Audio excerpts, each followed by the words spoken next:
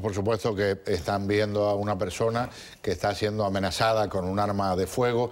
Afortunadamente esta rehén sobrevivió, aunque se llevó un balazo en una pierna en el correr del episodio con el que culminó este desastre. Contacto en este momento en Sydney. Aquí, en el sur de la Florida, son las 8:03 y fracción.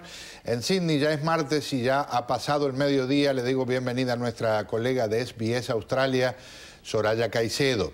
Buenos días para ti, gracias por estar con nosotros. ¿Qué se sabe? ¿Qué es lo último en términos de detalles? Bueno, muy buenos días. La verdad de las autoridades, lo primero que van a investigar de una manera profunda. Bueno, vamos a tener que reanudar esta comunicación. Tenemos una desgracia últimamente con este tema de las comunicaciones por computadora, pero ya trataremos de repararlo en unos minutos. Un gusto decirle bienvenido a César Paz, integró las fuerzas del Buró Federal de Investigaciones, el FBI. Buenas noches, muchas gracias por acompañarnos. Gracias. Le digo bienvenido a un gran experto en lo que es la lucha contra el terrorismo, como es el señor Joseph Hatch. Señor, buenas noches. Arranco por el lado de lo que es ver este tipo de cosas para alguien que pasó mucho tiempo en el FBI, y hay gente que dice ¿por qué no se sigue negociando? ¿Qué ocurre que desgraciadamente termina con sangre? ¿Qué piensa por lo que sabe? Hay planes que ya están formulados, planes de asalto, planes de ataque, planes de rescate que ya están formulados.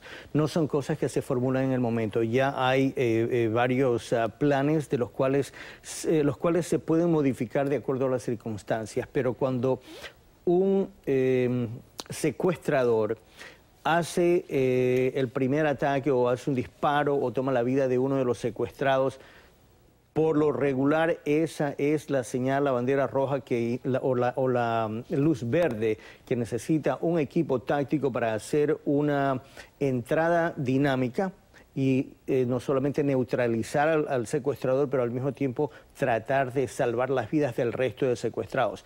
Nadie sabe exactamente qué es lo que va a hacer el secuestrador. Muchos fuera pueden estar diciendo, no, pudieron haber negociado un poco más, nadie sabe.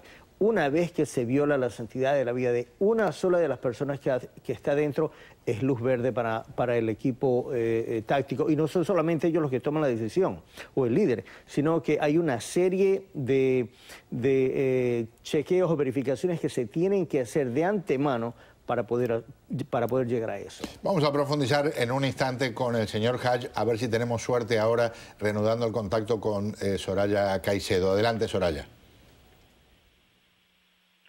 Hola, bueno, aquí estoy de nuevo. Espero que el contacto no se nos corte esta vez. Lo que les estaba comentando era que las autoridades de Nueva Gales del Sur y el comisionado de la policía le han anunciado a todos los australianos que investigarán hasta el fondo cómo se produjeron los hechos y particularmente el desenlace de esta toma de rehenes. Como ustedes decían, duró más de 16 horas. Las autoridades, ante las preguntas de, por ejemplo, quién disparó primero, y los disparos se iniciaron desde el interior de la cafetería o si se produjeron cuando la policía decidió entrar. Estas respuestas, dice el comisionado, se tendrán después de una investigación. Por lo pronto todavía hay muchas especulaciones y muchas hipótesis. Lo que parece absolutamente claro es que este hombre en primera instancia no sería parte de una célula, de un grupo, sino que actuó individualmente. Absolutamente, eso es lo que más claro hay hasta el momento. Desde ayer, incluso cuando el hombre hizo a sus rehenes mostrar una bandera negra con inscripciones en árabe, inicialmente se pensó que era una de las banderas que normalmente muestran miembros del movimiento Estado Islámico, pero inmediatamente cuando se supo que la inscripción lo que decía era no hay sino un Dios más que Alá y Mohammed es su profeta, se supo que esta no era una inscripción relacionada con las que normalmente exhibe el Estado Islámico. Luego las autoridades cuestionaban si realmente este hombre estaba actuando solo o su actuar era parte de algún complot terrorista. Posteriormente, una vez se logró identificar al hombre, empezaron prácticamente que las fichas de dominó a caer y fue cuando, bueno, Australia entero se enteró que este hombre estaba prácticamente actuando solo. Al atardecer, ya de noche, las autoridades empezaron en una negociación con él. Luego, hacia las 11 de la noche, las luces de la cafetería se fueron, se apagaron, y seguramente ya los australianos se fueron a dormir, de todas maneras con la zozobra de no saber qué les esperaba esta madrugada. Y bueno, es lo que ya ustedes contaron, la policía irrumpió al lugar, aún no se sabe exactamente por qué, cuáles fueron las circunstancias, quién disparó primero, y el resultado es entonces 3 personas muertas, incluyendo a este hombre, 2 personas que estaban al interior. Uno de ellos era el administrador de la cafetería, que dicen también aparentemente estuvo forcejeando con el hombre para desarmarlo, y 4 personas heridas, entre ellas un policía que recibió heridas en la cara. Soraya, muchísimas gracias, muy amable por informarnos. Con muchísimo gusto. Soraya Caicedo, nuestra colega de SBS Australia. Joseph, ¿cómo la ve? Mira, yo lo vi, digo, bueno, la cosa militar y eso, yo estuve monitoreando eso la noche y hoy, yo creo que han hecho bien. Como dijo César, el primer tiro ya es un fuego verde para que actúen, y lo tenían preparado seguro, porque terminó todo en 30 segundos. Lo que a mí me extraña que, no quiero culpar, pero me extraña que el juez lo había dejado bajo fianza, en la calle. Porque si, después que yo hoy analicé toda la información que hay, el tipo llegó de Irán con un nombre iraní que se llama Muntaki Barjurudi. Cambió de nombre, pero eligió un nombre significante. Harun Mo'nes, le pronuncian Moniz, pero en traducción exacta es Mo'nes. Harun, él adoptó el nombre del quinto califa del califato abbasida, del año 786 al 809. Era uno de los más reconocidos califas, y él, el Mo'nes, el apellido de él es sociable, la traducción. Entonces, el otro era el sabio, Harún el sabio, él adoptó Harún el sociable. Entonces, aquí la similitud son muchas. Este califa nació en los alrededores de Teherán, en Irán, lo que es Irán hoy, y se convirtió a un musulmán sunita, y después fue califa y fue acusado de matar a uno de los ulema, que es uno de los grandes sabios chiitas aquel tiempo. Entonces aquí vamos similitudes. Él es iraní, cambió a sunita y viene a controlar. Lo otro llegó al poder formando yihad contra los infieles, contra los cristianos. Entonces él llega, entonces ahí vamos viendo de a poquito lo que está pensando, analizándolo al tipo. Yo no sé si podríamos predecir que se va a actuar con fuerza o que va a actuar con violencia, pero el tipo tenía antecedentes, sí, aparte de lo clérigo, todo eso, pero tenía antecedentes violentos. Que ahora vamos a hablar de eso en un instante. Un tipo como este no debe andar en la calle. Y por cierto, aquí nuestro equipo de producción preparó un poquito un perfil de este secuestrador. Cuando entró en el café de Sydney y tomó un grupo de rehenes, el australiano de origen iraní Men Harun Mo'nes estaba en libertad condicional por complicidad antes y después del asesinato de su ex esposa, que fue apuñalada y quemada en noviembre del año pasado. También en ese año, una corte lo declaró culpable de enviar cartas ofensivas a familiares de soldados australianos muertos en combate. Le prohibieron utilizar el correo postal y lo condenaron a cumplir 300 horas de servicio comunitario. El viernes, Harun Mo'nes había perdido su última apelación para anular esa sentencia. Además, desde octubre, enfrentaba más de 40 cargos de abusar sexualmente de mujeres en su clínica de curación espiritual en el 2002. Aunque Australia le había concedido asilo político en 1996, Mo'nes era conocido en las redes sociales como un crítico de la posición de ese gobierno contra el terrorismo. La policía de Nueva York, que en este país es básicamente, se considera la policía mejor preparada y con mayor cantidad de recursos para enfrentar el terrorismo, decidió en las últimas horas multiplicar su presencia en una cantidad de los lugares que considera clave de la llamada capital del mundo. Me imagino que en el resto del país hay cosas similares en marcha, César. Cuando la policía de Nueva York emplea ciertos métodos, ciertas tácticas de de alerta.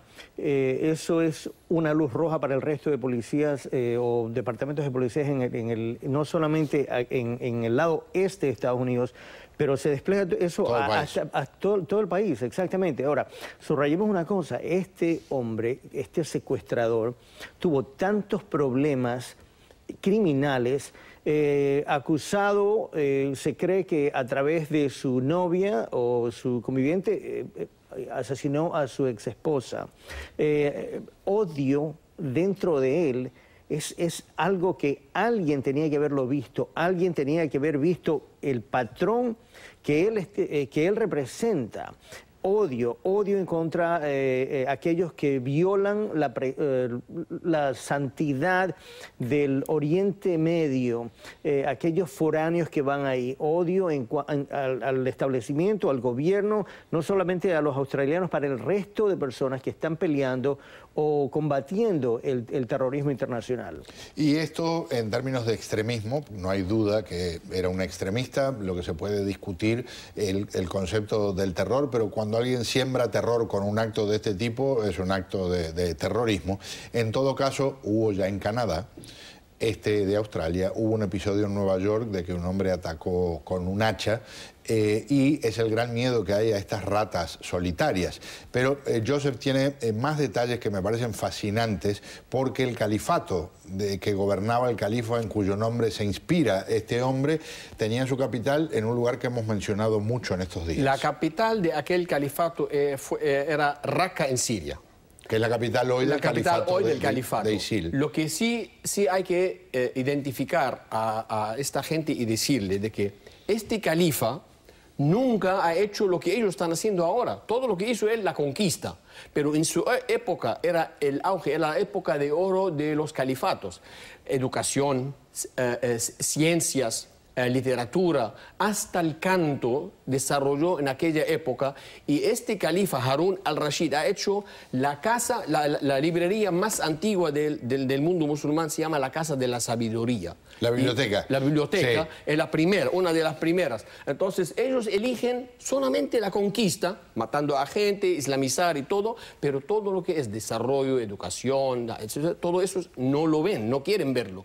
Entonces nosotros ahí, yo me pregunto si nosotros no estamos haciendo el deber de identificar estos problemas y difundir o contradifundir sobre las redes sociales, las televisiones, los clérigos que están a favor de esto, que lo podemos apoyar para que salgan, porque solo escucha al mundo musulmán estos radicales, no escuchan. Yo las conozco voces moderadas. Claro, las otras voces, y existen. Hay una estación de televisión que colecta estos clérigos que hablan bien. Y hay unos cuantos, hay uno famoso de Bahrein que habla de Jesucristo, que si no lo quieren creer como el Hijo de Dios, pero es el mejor filósofo que ha conocido la historia. Claro. Entonces, ¿dónde está la voz de este clérigo? Hay que apoyarlos, hay que hacer el contraataque, que vamos a decir, cibernética, de telecomunicación, para poder llegar, porque ellos están están ganando la batalla del mercadeo. Claro, solos. Pero la sociedad tiene que involucrarse más todavía. La sociedad, el pueblo, justamente la ciudadanía tiene que involucrarse, porque si ellos no lo reportan, en muchas ocasiones la policía no avanza a detectar a estas personas que están elaborando este tipo de ataques, que pueden estar directamente conectados con ISIS o ISIL, que pueden estar conectados con una célula que puede haber estado en Australia o en Nueva Zelanda, que está cerquita, o en otro lado. Pero recordemos, pensemos en los últimos ataques que han ocurrido en estos 2 últimos años. Estamos hablando de varios continentes. Nos estamos olvidando Latinoamérica. Ese es el caldo de cultivo. Toda la razón, César. Desde el 2007 he estado estudiando justamente la influencia de Irán en Latinoamérica. Es increíble los billones que están invirtiendo en telecomunicaciones y en el bloqueo anticapitalista, anti-norteamericano. Quieren formar un bloque, no solamente ideológico, religioso, pero también económico, que contrarreste o que combata a Estados Unidos. Pronto lo invitamos para hacer un segmento específicamente hablando de lo que es este peligro en Latinoamérica, del que hemos hablado, la presencia de Hezbollah en distintos lugares de América Latina, Brasil, que tienen, Venezuela. Exacto, cada vez más fuerza y cada vez más peligro potencialmente. Le agradezco profundamente, César. A las órdenes. Por supuesto, a Joseph le agradezco también, pero le pido que se quede porque vamos a analizar la parte militar de lo que está pasando ahora en Medio Oriente.